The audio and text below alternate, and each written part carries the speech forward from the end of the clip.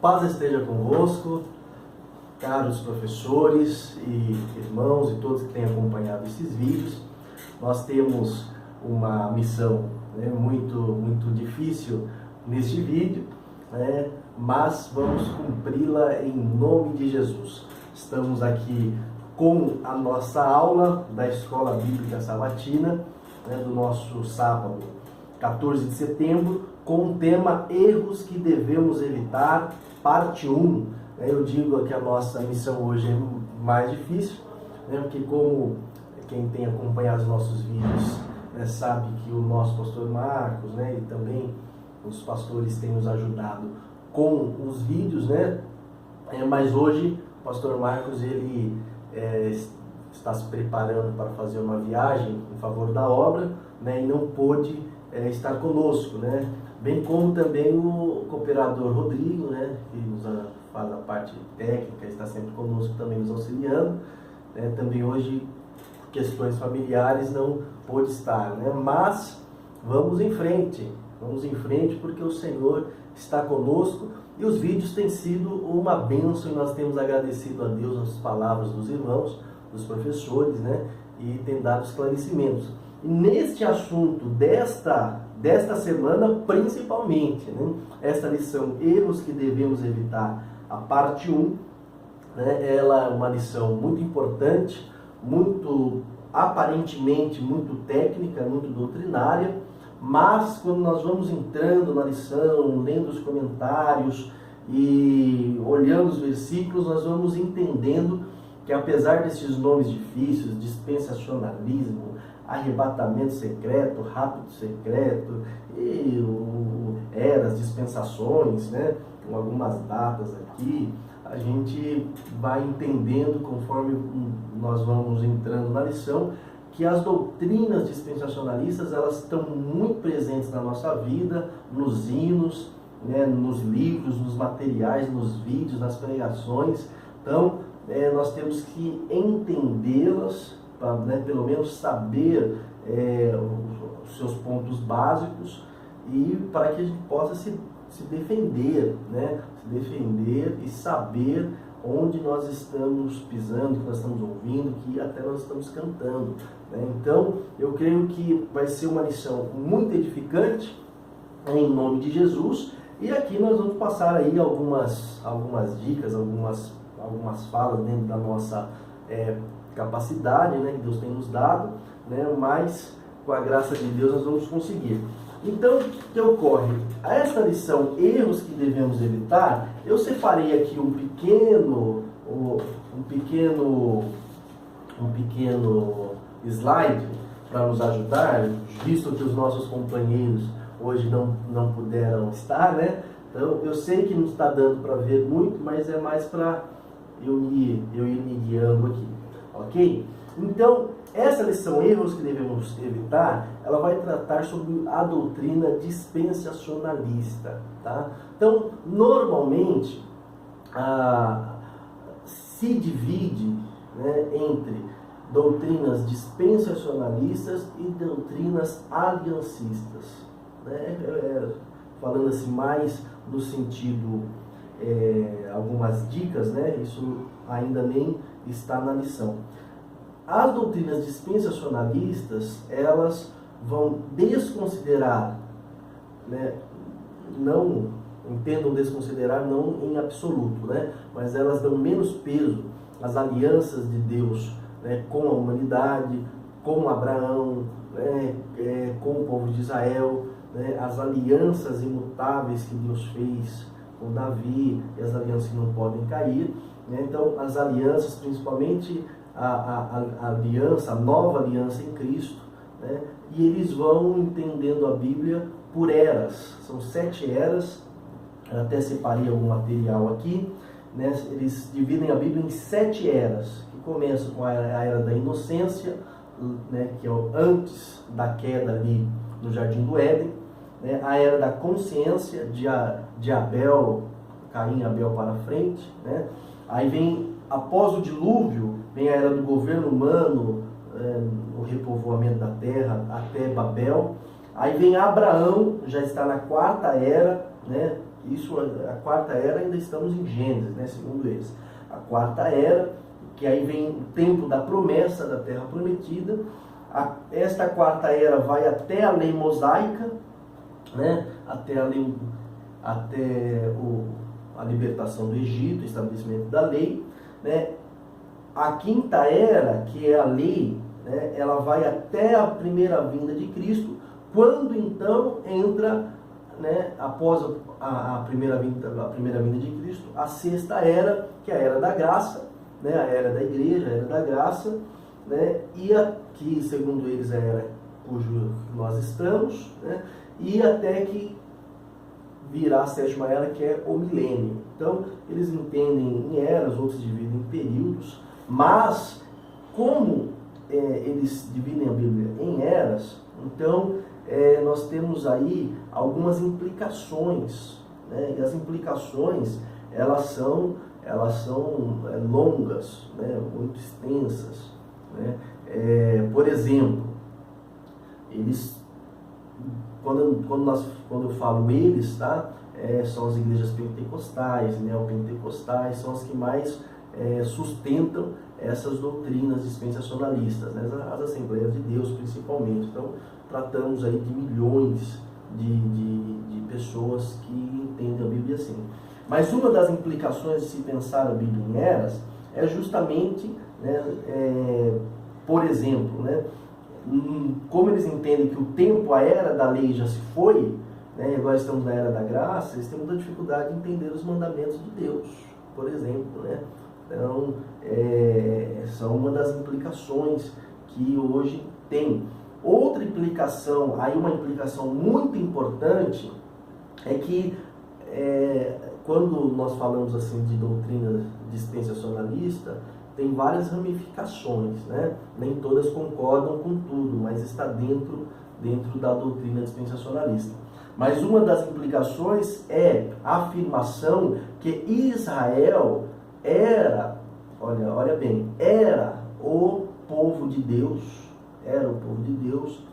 devido à promessa, mas como rejeitaram o Messias, a igreja foi o segundo plano, né? O segundo plano de Deus, mas eles fazem uma distinção absoluta entre Israel e igreja. Eles não entendem como o novo Israel, o Israel espiritual, né? Eles fazem uma distinção muito absoluta entre o plano de Deus para Israel e o plano de Deus para a igreja, que na verdade alguns afirmam que a igreja só surgiu porque Israel rejeitou a Cristo. São afirmações que alguém já deve ter ouvido por aí, com certeza, né?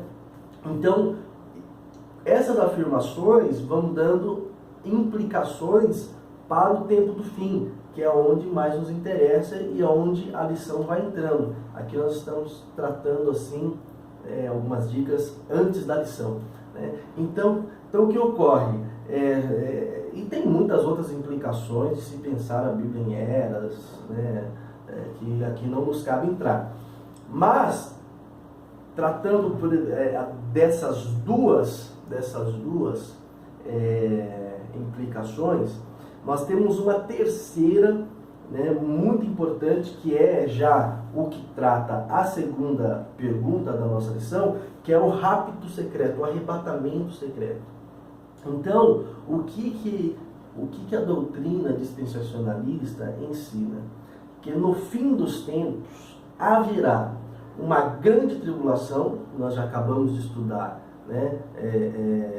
Também fizemos um vídeo anterior que ela já ocorreu, mas realmente há um tempo de angústia, uma tribulação rejeitada para o tempo, preparada, né? Ou esperada para o tempo do fim, mas a grande tribulação ela já ocorreu, o princípio das dores já está agindo, né? Já está em vigor, mas eles entendem que essa tribulação, 7 anos de tribulação, né? É exclusivamente para o tempo do fim. Exclusivamente para o tempo do fim. Então, como que fica as doutrinas dispensacionalistas, né? Eles fazendo uma distinção absoluta entre igreja e Israel, então, no tempo do fim, que é quando para eles acaba a era da igreja e a era da graça, e a porta da graça é fechada, Então, começa a se desenrolar os fatos que estão no livro do Apocalipse. Então, nós já falamos um pouquinho aí sobre a grande tribulação na lição passada, mas a doutrina dispensacionalista, ela ensina que a qualquer momento os crentes vão ser raptados secretamente. Com este rapto, começa a grande tribulação que dura 7 anos. A igreja no céu, Israel na terra, né?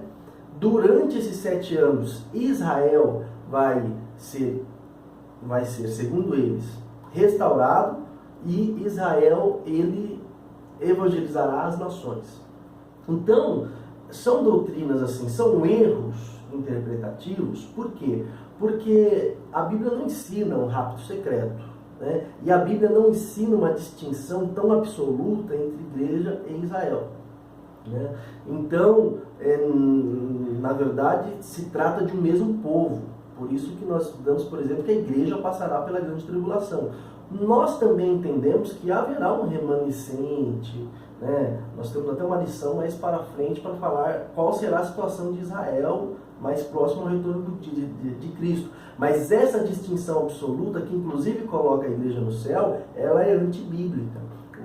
Os crentes que pensam de maneira dispensacionalista, eles esperam ser raptados secretamente a qualquer momento. E isso não é bíblico. Esse sentimento, inclusive, não é bíblico.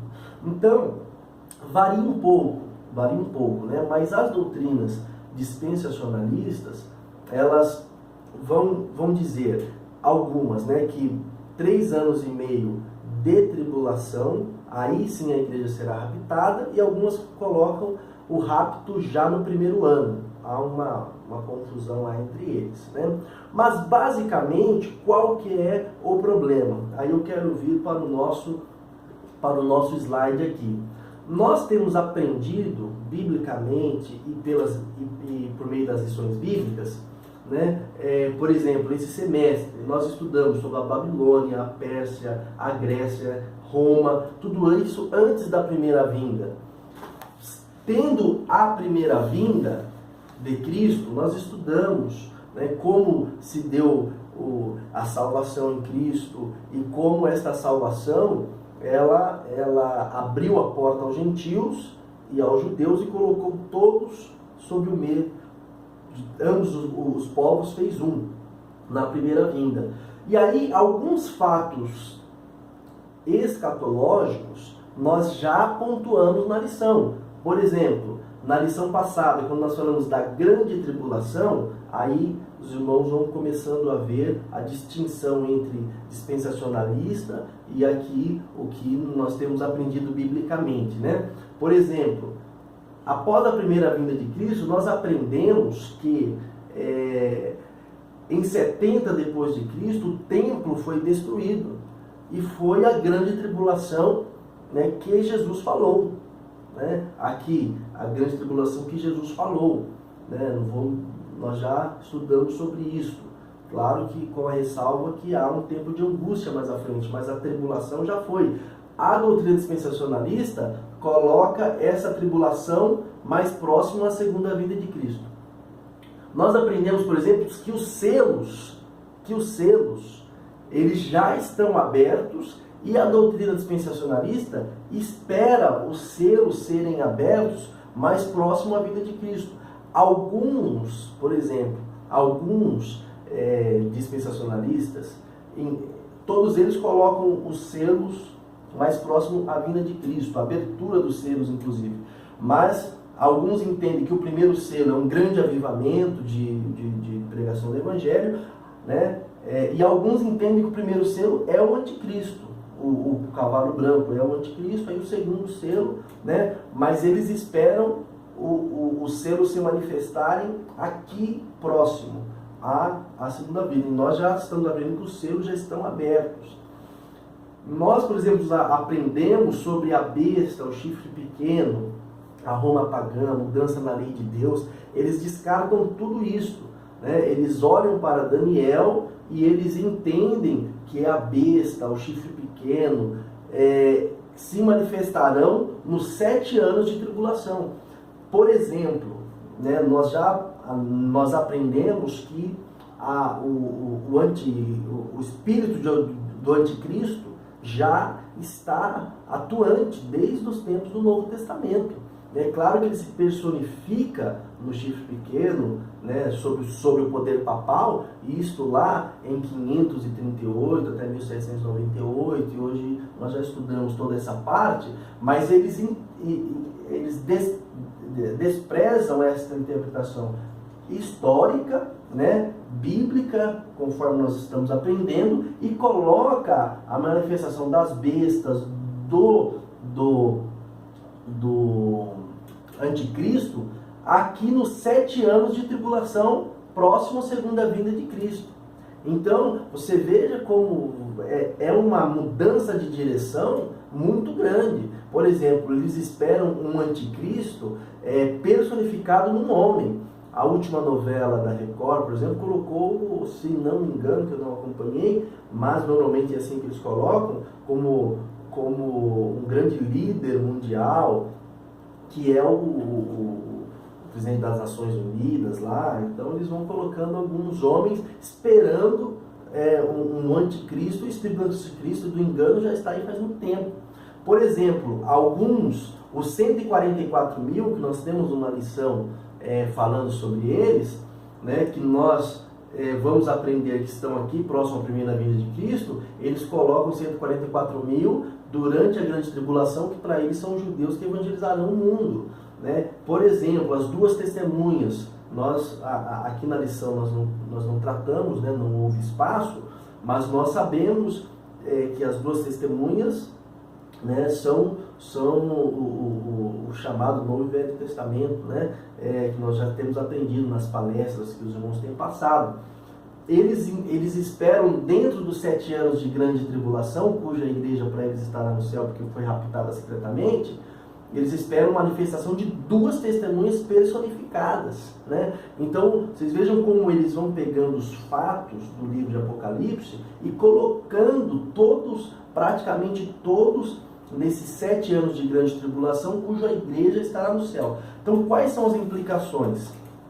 A doutrina, que é a pergunta 2, essa doutrina ela ganhou popularidade a partir do século XIX. Historicamente, não se há registro de pensar num rapto secreto, numa tribulação de 7 anos, de um período onde praticamente todos os livros, todos os fatos do livro de Apocalipse ocorrem num tempo de tribulação, com a igreja no céu, Israel na terra. Isso vem do século XIX para cá, né? A pergunta 3, por exemplo, então, o que está dizendo?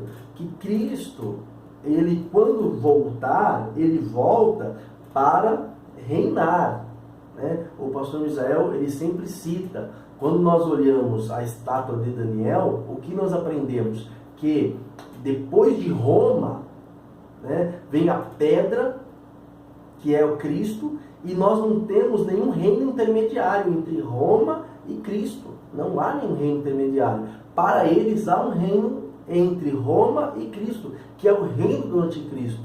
Entende? Porque eles esperam um reino mundial que o anticristo governará sobre todas as nações, fará uma aliança com Israel, e o anticristo profanará o lugar santo, Israel vai romper essa aliança, aí que eles vão reconhecer Cristo, vão começar a pregar. Então, nós vamos lembrando disso nos vídeos, nos filmes, são coisas que nós devemos nos afastar. Então, um versículo muito comentado para defender essa doutrina, a doutrina dispensacionalista, principalmente do rapto secreto, é Mateus 24, quando fala que estando 2 num campo, será levado um e deixado o outro. Estando duas moendo no moinho, será levada uma e deixada a outra. Então, o que aparentemente Cristo aqui, segundo eles falam, está defendendo que estando 2 num campo, né, estando 2 moendo no moinho, uma será levada, eles pensam que esse levado é para o céu, arrebatada secretamente, e uma será deixada aqui na terra para sofrer 7 anos de tribulação. Não é isso que a Bíblia diz. Como está no comentário, se nós olharmos o contexto, aquele que é levado é o que se perdeu, e aquele que é deixado é aquele que é salvo. Assim está com Noé. Noé, você pode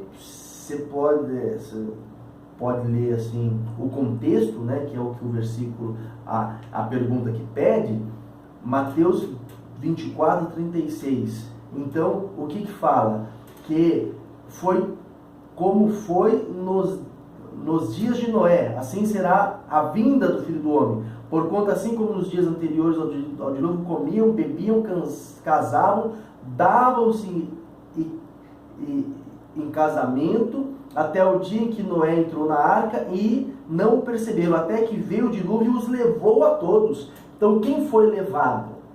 Quem foi levado foram os ímpios que não entraram na arca, né? E aí o próprio comentário ele vai trabalhar essa questão. Então, exegeticamente, Mateus 24 não apoia uma noção que o levado é o arrebatado secretamente para o céu, mas é o que se entende por aí, né? Então nós temos que tomar muito cuidado com esse tipo de doutrina, porque ela está impregnada nos louvores e ensina um rapto absolutamente secreto. Aqui na pergunta 5, nós temos uma questão muito interessante para o nosso entendimento, que é o que? Eles entendem, né, até aí, realmente assim, não tem tantos problemas, mas eles dividem as igrejas nas 7 eras, né, são 7 igrejas, entende? 7 eras até a volta de Cristo, né? Falam do princípio histórico na linha do tempo até a volta de Cristo. Então, eles vão vindo ali da primeira igreja até a 7ª igreja. Então, o que eles defendem? Que a 6ª igreja é a igreja de Filadélfia. Para muitos deles, nós estamos na 6ª igreja, na igreja de Filadélfia, né? Então, o que eles vão argumentar? Que no capítulo 3, versículo 10, quando fala que Jesus falando à igreja de Filadélfia, que não deixaria eles passarem que preservaria eles no dia da perseguição, da provação, né? Então eles entendem que no Apocalipse 3:10 a igreja foi arrebatada para o céu. Aí vem Laodiceia, que é a grande tribulação. Então, vê como exegeticamente, né, os textos vão ganhando uma conotação para se encaixar na doutrina, coisa que nós não podemos fazer. Nós temos que deixar a Bíblia falar e não dar um sentido oculto a versículos para mudar a sua interpretação. Mas é o que eles fazem. Então, para eles, para a doutrina dispensacionalista, a partir de Apocalipse 3:10 começa a grande tribulação. A igreja foi arrebatada, né? Então, tudo que se desenvolve no capítulo 4, 5, 6, 7, 8, 9, 10, 11, 12, 13, 14, 15, 16, 17, 18 e 19 de Apocalipse ocorre nesses 7 anos de tribulação. Então você vê, olha quantos fatos tem Apocalipse. Nós temos aprendido sobre o chifre, sobre as bestas, sobre a grande prostituta, sobre suas filhas, sobre o engano religioso. Tudo isso já se cumprindo. Eles estão esperando se desenrolar essas coisas nos últimos 7 anos, né? Então, por quê? Tudo que acontece do capítulo 3 até o capítulo 19, para eles é durante os 7 anos de tribulação. Vai ter vertentes, vai ter ramificações que vão entender, dentro do dispensacionalismo, vão entender um pouquinho diferente, né? Nós estamos passando aqui o básico. Mas todas elas vão considerar, do capítulo 3 ao capítulo 19, ocorre o arrebatamento da igreja, Israel evangeliza o mundo, os fatos vão se desenrolando todos dentro desse período, próximo a esse período de 7 anos. A partir dos 7 anos, aí nós temos um outro problema. Para eles, Cristo volta novamente, que já é a 3ª vez, primeira vinda de Cristo, a segunda para arrebatar secretamente, virar as costas com a igreja e voltar para o céu, e a terceira é a volta é a volta definitiva para estabelecer o milênio, né? Eles creem também no milênio, mas 3 vindas de Cristo, coisa que nós não encontramos amparo bíblico. Eles até falam que na verdade são 2 vindas, mas a segunda é dividida em 2 partes, o que dá 3 vindas. Mas algumas vertentes dispensacionalistas vão entender que no milênio, coisa que na lição até também cita, Israel estará na terra e a igreja estará no céu durante o milênio. Por quê? Porque lá atrás eles fizeram aquela distinção muito absoluta entre a igreja de Israel, que mesmo no milênio, ou na grande tribulação, segundo eles vai ocorrer, nunca mais pode se unir, né? Porque são 2 povos muito diferentes, né?